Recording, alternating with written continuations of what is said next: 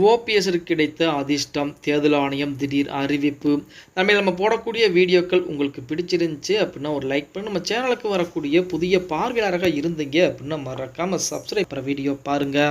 தமிழகத்தை பொறுத்த வரைக்கும் மாபெரும் தலைவர் அப்படின்னா நமது ஓபிஎஸ் அவர்களை சொல்லலாம். ஏன்னா ஜெயலலிதா அம்மையாருடைய ஆட்சி காலத்திலிருந்து இன்ன வரைக்கும் அதிமுகவிற்காண்டி ஏகப்பட்ட வேலைகளை பார்த்தார். அது மட்டும் இல்லாமல் அதிமுகவிலே மிக முக்கியமான பொறுப்புகளை வைத்து தமிழகத்துடைய முதலமைச்சர், துணை முதலமைச்சர் பொறுப்புகளிலுமே ஜெயலலிதா அம்மையார் இல்லாத அந்த சூழ்நிலையிலே பதவி வகித்தவர் அப்படின்னு. அதற்கு அடுத்து ஜெயலலிதா அம்மையார் இறந்த பின்புதான் நமது ஓபிஎஸ் அவர்கள் முதலமைச்சர் பதவியிலிருந்து இறக்கி விடப்படுகிறார். முதலமைச்சர் இடைக்கால முதலமைச்சராக தேர்ந்தெடுக்கப்பட்டார். அதற்கப்புறம் சசிகலா, நமது டிடிவி தினகரன் 2 பேரும் சேர்ந்து இறக்கி அப்பதான் தர்மயுத்தம் என்பது ஆரம்பிக்கிறார். அந்த தர்மயுத்தத்துக்கு பார்த்தீங்கன்னா ஓபிஎஸ்க்கு ஏகப்பட்ட ஆதரவுகள். சசிகலா அம்மையாரும் டிடி தினகரன் பின்னால் அதிமுக கூடிய அனைவருமே அந்த சமயத்தில் இருந்தாங்க. அவர்களையே எதிர்த்து ஜெயித்தார் அப்படின்னா நமது ஓபிஎஸ் அவர்கள் சொல்லலாம் தர்மயுத்தத்தின் மூலமாக. அதற்கு அடுத்தபடியாக பார்த்தீங்க அப்படின்னா அதிமுகவிலே இரட்டை தலைமை என்பது கொண்டு வரப்படுகிறது. அதற்கு அடுத்து ஒற்றை தலைமை என்பது எடப்பாடி பழனிசாமியால் கொண்டு வரப்படுகிறது. ஒற்றை தலைமை அப்படின்னா ஓபிஎஸ் அவர்கள் அதிமுகவிலே கிடையாது. அதிமுகவிற்கு, அதாவது அதிமுகவில் இருந்து ஓபிஎஸ் கொடுக்கப்பட்ட ஒருங்கிணைப்பாளர் பதவிகள் காலாவதி ஆயிருச்சு.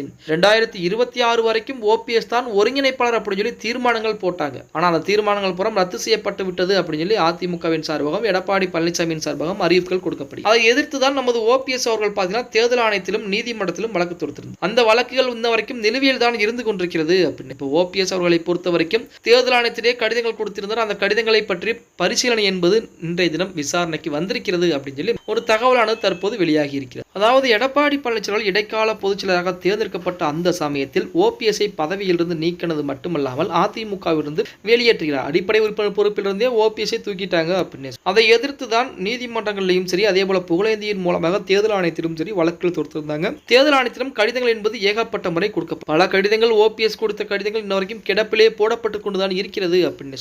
அப்படிப்பட்ட ஒரு சூழ்நிலை 2026 வரைக்கும் ஒருங்கிணைப்பாளர் என்ற அந்த கடிதத்தை இன்றைய தினம் பார்த்தீங்கன்னா தேர்தல் ஆணைய அதிகாரிகள் புரட்டி எடுத்திருக்கிறாங்க. புரட்டி எடுத்து அதன் மீதான நடவடிக்கை என்பது எடுக்கப்படும் அப்படின்னு சொல்லி ஒரு பதில் கடிதம் என்பது ஓபிஎஸ் தரப்பிற்கு எழுதப்பட்டிருப்பதாக தகவலும் வெளியாகி ஓபிஎஸ் தரப்பினரை மிக மகிழ்ச்சிக்குள்ளாக்கி இருக்கிறது அப்படின்னு. இப்ப 2026 வரைக்கும் இவர்கள் தான் பதவியை ராஜினாமா பண்ணிட்டாலுமே தேர்தல் ஆணையத்தை பொறுத்த வரைக்கும் அதிமுகவுடைய பொதுச் செயலராக எடப்பாடி பழனிசாமி தற்போது அங்கீகாரம் செய்யப்பட்டிருக்கிறார். ஆனால் அதிமுகவுடைய ஒருங்கிணைப்பாளர் பதவிகள் என்பது இன்ன வரைக்கும் காலாவதி ஆகல அப்படிங்கிற மாதிரி தான் தேர்தல் ஆணையம் சொல்லிட்டு பொறுத்திருந்து பார்க்கலாம். ஓபிஎஸ்க்கு இந்த முறையாவது சாதகமான தகவல்கள் வருமா அப்படிங்கிறத. ஓகே गाइस, வீடியோ பிடிச்சிருந்தா மறக்காம ஒரு லைக் பண்ணி விட்டு அப்படியே இந்த வீடியோ ஃப்ரெண்ட்ஸ் அண்ட் ஃபேமிலிக்கும் ஒரு ஷேர் பண்ண மறந்துடாதீங்க.